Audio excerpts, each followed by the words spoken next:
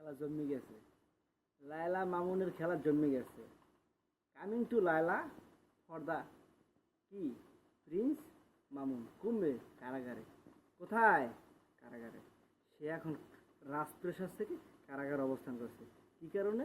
ধর্ষণের মামলায়। মামলা কে করছে? তার নবগত স্ত্রী, যার সাথে 2.5 বছর সম্পর্ক করছে, বিয়ের সাথে প্রেম প্রীতির খেলা খেলছে। আদৌ নাকি তাদের বিয়ে হয় নাই, কাবিন্যামা নাই। ফোকাস কি লাগি এত কি জেলে থাকা পায় না, অন্য কিছু পায়? রিমেন্ডে আরো কয়টা নারী ধ্বংস করছে রিমেন্ডে।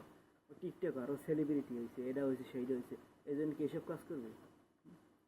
আর লায়লা কি মেরে লায়লা লায়লা লা লায়লা কি হচ্ছে? লায়লা কি করছে?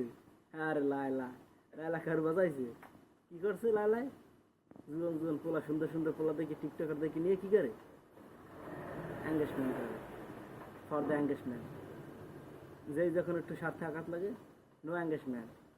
হ্যাঁ, একবার নয় দুইবার নয়, কয়বার লায়লা প্রিন্স মামুন ঝগড়া বাজবে, এইটা করছে, মারামারি করছে, ঠিক আছে?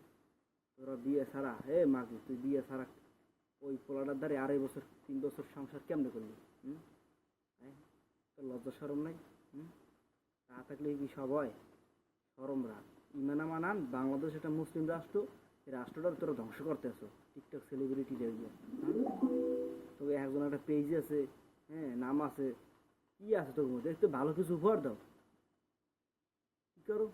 বিউটি পার্লার যাও, চুলের কাটিং করো, এইসব দিয়া দেশে তো কত পাগল ছাগল অভাব নাই।